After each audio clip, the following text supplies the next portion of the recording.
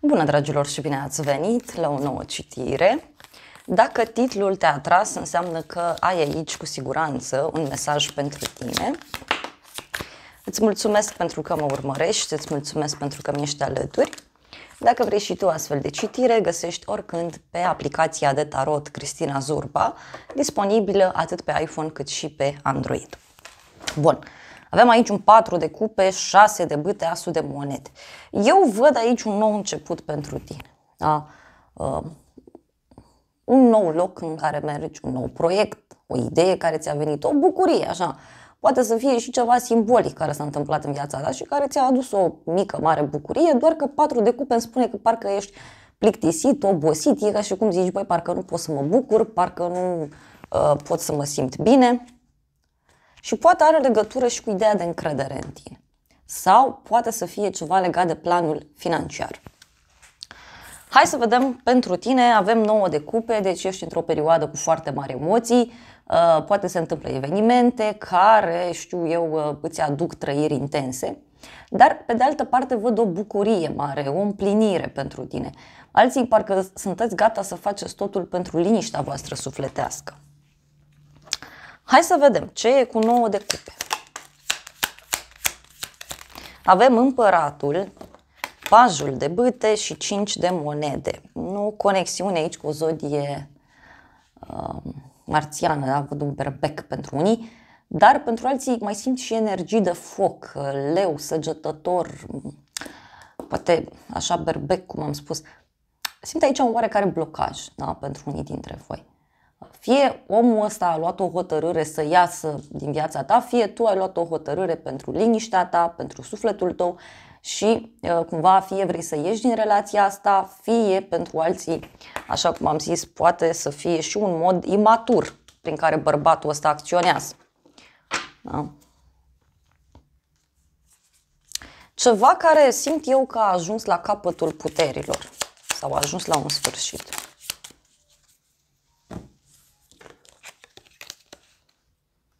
Regina de spade, regele de monede. Energia feminină din această situație este mai rece, mai dură, dar energia masculină este mult mai practică și este mult mai concentrată pe planul material. Aici simt că e ca și cum se ia o hotărâre, poate în plan personal. Unii poate vă sfătuiți cu cineva drag. Pentru casa ta avem împăratul, deci cineva care vrea să-ți vină în vizită, dar poate să fie pentru unii și faptul că în acest moment tu îți stabilești niște reguli foarte bine puse la punct pentru casa ta, pentru familia ta, pentru viața ta privată, dar văd clar aici și o energie masculină care are un rol foarte, foarte important. Hai să mai vedem o carte.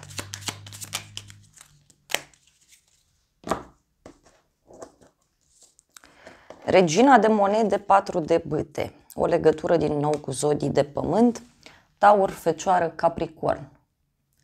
Poate reușești să rezolvi ceva important privind casa ta, sufletul tău.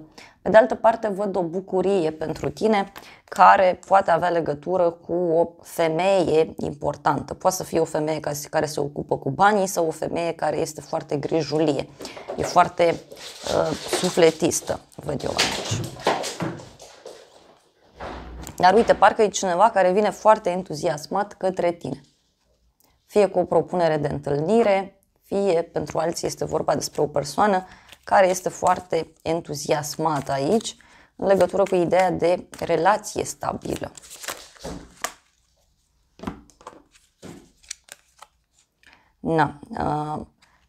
Ce văd aici foarte clar? O persoană care se simte atrasă de tine, poate să fie o persoană mai pasională din fire sau cineva căruia îi place să-și trăiască viața din plin și care poate se uită spre casa ta. Da? În curând, lumea, avem aici un succes, o bucurie, poate să fie și o veste de la drum lung, dar pentru alții cu lumea m-aș gândi la un final karmic, la o eliberare. Poate să fie și un moment în care să spui gata, sunt în lumea mea, mă simt bine, am tot ceea ce îmi trebuie. Este o hotărâre aici în curând.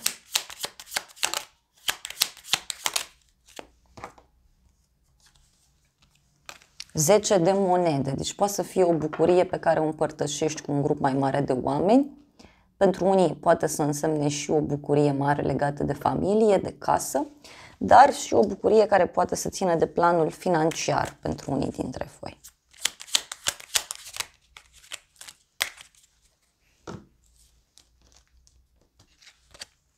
Avem roata destinului, cavalerul de spade și 10 de cupe. Deci, în curând văd o persoană aici foarte hotărâtă în legătură cu o schimbare, dar aici cineva care vine către tine cu viteza luminii. Pentru unii pot veni vești fulger legate de familie, de casă, dar sunt vești bune, sunt vești norocoase, sunt vești eliberatoare, văd eu. Și avem 9 de monede, deci este vorba și despre o împlinire mare sau pentru unii poate ieși și cu bani. În viitor, 2 de bâte, o legătură aici cu o persoană de la drum lung, dar în viitor văd aici că îți planifici ceva pe un termen foarte lung. Unii poate aveți o discuție legată de o călătorie îndepărtată, alții vă faceți niște planuri aici foarte bine puse la punct. Iar a apărut 4 de cupe. 4 de cupe și 8 de bâte, e clar, deci în viitor văd aici fie o veste bună care apare, dar e ca și cum vestea asta presupune să mai aștepți, da? Pentru că văd aici pe cineva care se grăbește. Poate, știu eu, vine cineva în viața ta, îți dă o veste, te bucuri, dar după aia afli că trebuie să mai aștepți. Sau, pentru unii, poate să însemne și cineva care, nu știu, îți dă mesaje, nu vrei să răspunzi, stai și te gândești foarte serios. Marele preot, o legătură cu zodia Taur.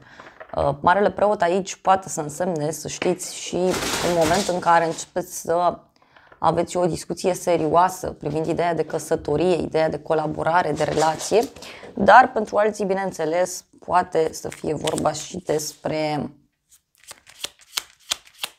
un sfat înțelept pe care îl primești de la cineva sau chiar un sfat înțelept pe care tu îl oferi unei persoane. Are legătură cu o așteptare mai mare. Da? Ce nu știi tu, pajul de bâte. Ei, cineva aventurier, poate are legătură cu împăratul ăsta. Cineva care poate se comportă într-un mod imatur. Unii poate nu știți ceva legat de un adolescent sau de o persoană mai tânără. Dar, repet, poate să fie și energia unei persoane care se comportă așa într-un mod imatur. Mai poate să fie și cineva care este foarte, foarte entuziasmat în jurul tău. Magicianul, asul de spade. Cineva aici care ia o hotărâre, cineva care îți pregătește ceva anume. Moartea, 6 de monede, deci este vorba despre un sfârșit aici.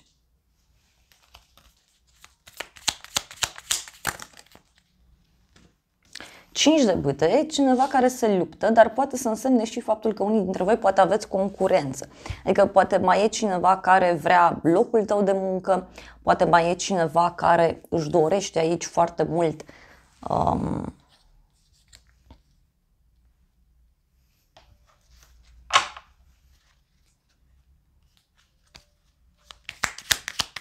stabilitate. Dar uite, asul de bâte, parcă e cineva aici care joacă la două capete, da? Sau e cineva care îi place așa să se joace. Fie este o persoană, repet, mai tânără, fără experiență de viață, fie este cineva care se comportă într-un mod imatur, indiferent de vârsta biologică pe care o are. Că avem aici justiția și împărăteasa, uite, și 2 de monede. Parcă e cineva care joacă la două capete. Ia să vedem noi despre ce e vorba.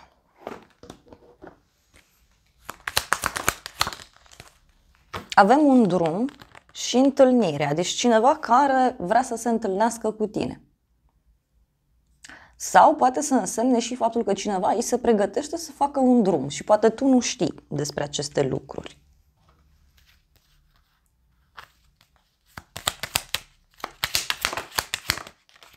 Avem un copil, da, și ceartă.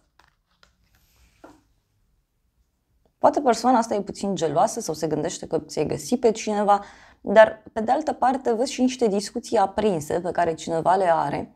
fie în legătură cu un nou început, fie în legătură cu un copil, poate pentru unii are legătură și cu un nou loc, da? Dar văd o persoană tristă aici.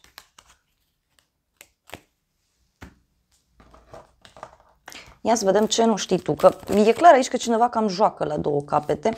Uite, avem bani mulți, da? Deci poate e ceva legat de bani pentru unii dintre voi. Și avem o surpriză cu boală. Cineva aici care are o problemă legată de sănătate sau poate să fie și o problemă financiară.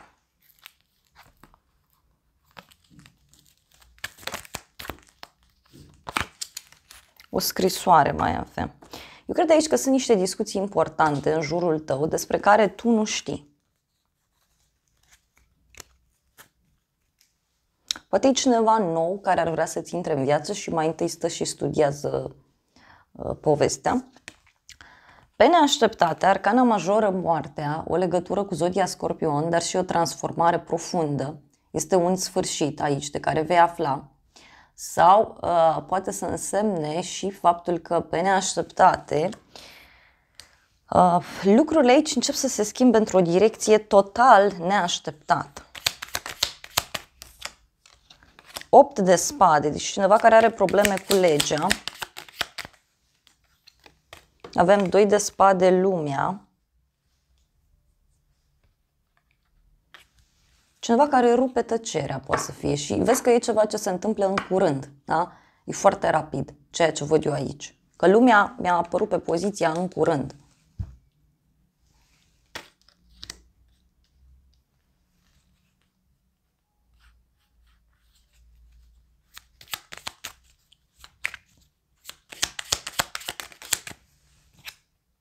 Din nou moartea, deci e vorba de o eliberare, în sfârșit.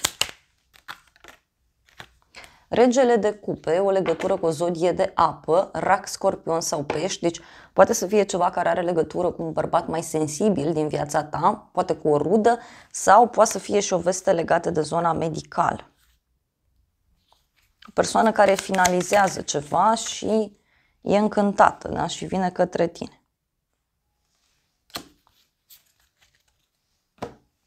Hai să vedem ce se finalizează. E ceva ce tu vrei să faci. Deci mi-a venit clarificat cu vei reuși ce gândești și o veste bună. Deci pe neașteptate tu aici primești o veste bună în legătură cu ceva ce vrei să realizezi. Dar are legătură cu un sfârșit. Are legătură cu o schimbare. Poate să fie o schimbare banală pentru unii, dar nu vă gândiți acum că avem proces și judecată, realizarea dorințelor. Poate este o hotărâre legată de acte pentru unii dintre voi. Avem, ești lăudat, onorat. Schimbarea aceasta va fi foarte bine văzută de către oamenii din jur. Este ceva care pe tine te pune într-o poziție bună. Uite, este vorba despre o bucurie neașteptată și avem bani. Deci e ceva aici care va crește foarte brusc. Noroc. Dar pentru femei poate să fie ceva legat și de un bărbat. Poate omul ăsta contribuie cu o idee, poate e vorba de schimbarea care se produce în viața lui. Și uite, e un cadou și cu dragoste. Ce o să te mire? Pajul de cupe, o invitație pe care o primești. Ce o să te mire mai poate să însemne și o veste bună care apare. Poate să fie și o persoană mai tânără, este o persoană foarte sensibilă. Dar e clar aici un nou început. Ce o să te mire? Ok. Avem 3 de spade, 3 de bâte, regele de spade. O legătură aici cu o zodie de aer, Gemeni, Balanță, Vărsător. Ce o să te surprindă, fie este un mod imatur prin care regele ăsta de spade acționează, fie pentru unii poate are ceva legat, poate e ceva legat de un drum scurt. Un drum scurt, poate să fie și faptul că cineva are de făcut un drum, fie pentru un copil, fie pentru un proiect nou.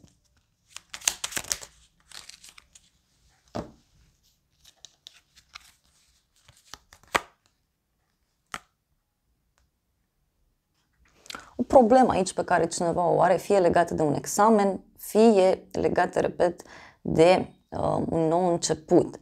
Parcă omul ăsta, nu știu, regele de spade, să știi că nu e cea mai bună energie din lume, da? Din tarot. Poate să reprezinte și un inamic. El vede lucrurile clar, da? Este lipsit de sentimente. Cumva are o viziune clară asupra lucrurilor, dar este și viclean în același timp, da? Că un om fără suflet e, cum să zic eu, e de temut.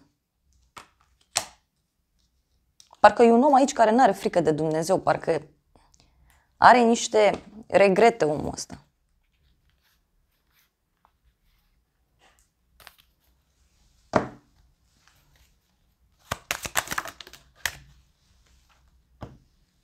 Avem o problemă, gelozie și veste.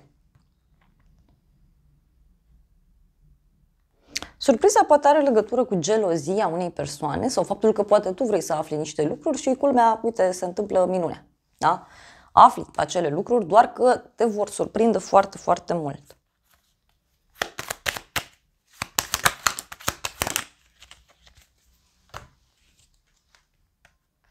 Văduvul și mesajele. Deci poate e un bărbat aici mai matur, da? Cineva care îți dă niște vești în legătură cu o pierdere, poate în legătură cu o problemă pe care o are, poate nu are legătură cu tine. Da? Uite, poate să fie o persoană pe care o respecti foarte mult. Unii poate aflați de un inamic în dragoste sau, repet, poate cineva face o scenă aici de gelozie, că poate să fie și asta.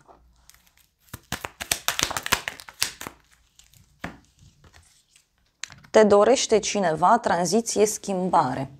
Surpriza poate avea legătură cu cineva care te dorește și care e dispus să facă o schimbare pentru a fi lângă tine.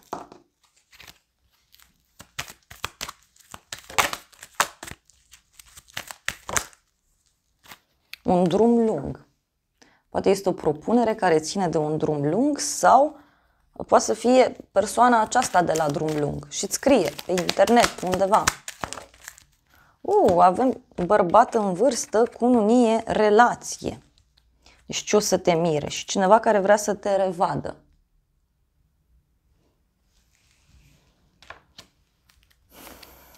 Cu dragoste sinceră, cu lacrimi și îți povestește despre o pagubă, o pierdere. Comunicare, apeluri telefonice, bârfe, discuții, da? Deci niște discuții pe care le ai aici, în legătură cu o casă, cu o nouă persoană, o nouă iubire.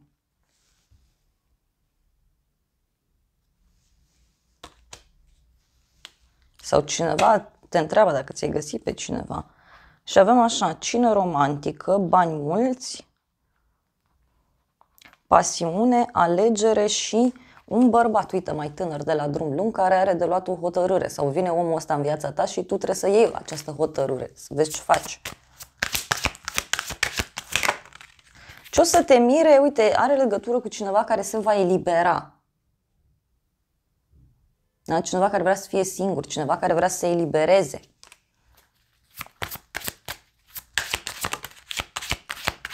Întreba ce nu știi tu.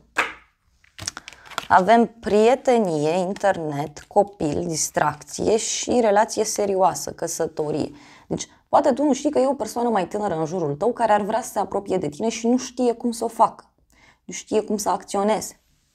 Da?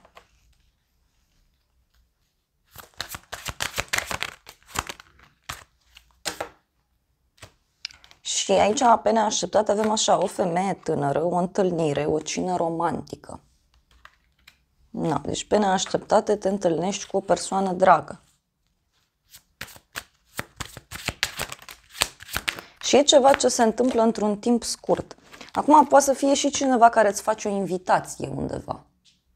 Poate să fie un bărbat cu părul deschis la culoare, ochii deschiși la culoare, o persoană foarte sigură pe ea, o persoană fidelă pe care te poți baza. Poate să fie și cineva din trecutul tău, da? Care apare. Hai să vedem ce zic îngerii romantici, că e clar aici că cineva te privește din umbră și ar vrea să se apropie de tine. Și avem așa, o iubire din altă viață, poate să fie o iubire karmică sau chiar cineva din trecutul tău, dar îngerii zic foarte clar, trebuie să te decizi tu cu tine ce vrei, tocmai ca universul ăsta să știe ce să-ți ofere. Avem împăcare, cineva se întoarce din trecutul tău. Avem pauză, e timpul să te deconectezi de lume. Da, poate e cineva care vine și îți propune să stați puțin voi doi, să comunicați, să analizați o situație. Da, îngerii totuși zic să asculți și sfatul prietenilor sau să-ți lași prietenii să te ajute. Hai să vedem ce zice și oracolul ăsta. Avem construcție, regalitate, sacru feminin și expresie. Ok, avem așa, numerele importante, 4, 19, 38, 30. Poate să fie un moment de putere pentru tine. Ca și cum vrei să-ți construiești poate o casă, poate vrei să repari ceva în casă. Pentru unii poate este o discuție pe care o aveți privind ideea de familie, privind ideea de prețuire feminină. Da? Poate să fie și asta. Perseverență, inteligența inimii, regenerare. Îngerii, oracolul ăsta zice foarte clar să-ți asculți intuiția în legătură cu situația asta. Să-ți exprimi acel sacru pe care l-ai în tine, acea feminitate sacră pe care o ai în tine. Hai să vedem ce zice și oracolul meu, așa câteva mesaje, în special pentru cei care ați rămas alături până la final.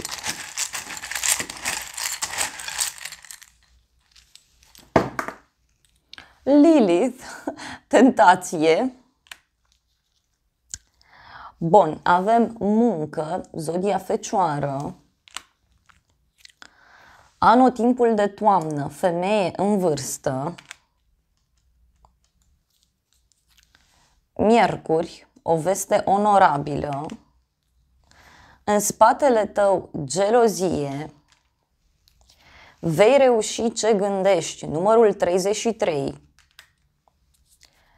planeta Venus cu mesajul iubire, iar ultimul mesaj e spirit, libertate.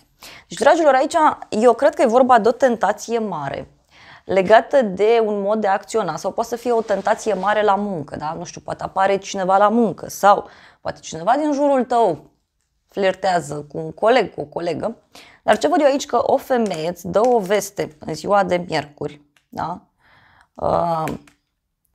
Sau te duci undeva, ai ceva important de rezolvat, dar văd o persoană geloasă și ce mai văd e că în sfârșit vei reuși ce gândești în legătură cu dragostea, da?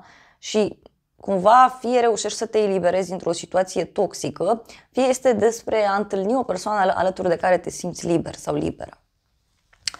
Dragilor, acestea au fost previziunile de această dată. Eu vă mulțumesc pentru prezență, vă îmbrățișez cu drag, sper din suflet să fie de folos informațiile și să ne revedem cu bine și data viitoare. Eu vă doresc să aveți parte de o zi sau de o seară cât mai frumoasă.